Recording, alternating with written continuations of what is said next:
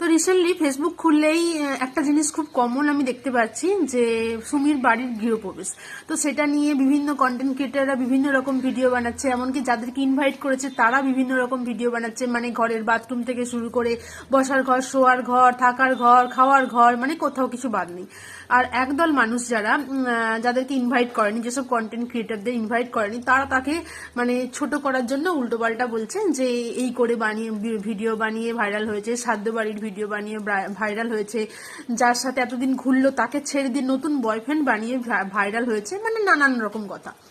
মোদ্দা কথা আমি একটা কথা বলতে চাইছি যে সে টাকা ইনকাম, মানে সে নিজে কষ্ট করে ভিডিও বানিয়েছে, উপার্জন করেছে, টাকা ইনকাম করেছে, সেখান থেকে সে বাড়ি বানিয়েছে। তো মানুষের এত কেন ফাটছে? তোমরাও ভাই ভিডিও বানাও, তোমরাও ওরকম, তোমার যদি মনে হচ্ছে যে ওরকম করলে তোমরাও ভাইরাল হবে, তো তোমরাও ওরকম ভাবে ভিডিও বানাও। তো একটা কথা, মানুষ কারোর মানে ভালো সহ্য হয় না এরকম একটা ব্যাপার। সে ওইটুকুন একটা ছোট্ট বয়সে বাবা মাকে অত সুন্দর একটা বাড়ি গিফট করেছে, মানে এটা একটা বিশাল ব্যাপার না, সেখান থেকে ইন্সপায়ার হওয়ার কথা। কিন্তু কিছু শ্রেণীর মানুষ তাকে ছোট করার জন্য লেগে পড়েছে। তো আমার তো ওর ভিডিওগুলো দেখে বেশ ভালোই লাগছে, বেশ দারুণ সুন্দর ঘরটা হয়েছে, মানে বাড়িটা হয়েছে, খুবই সুন্দর করেছে।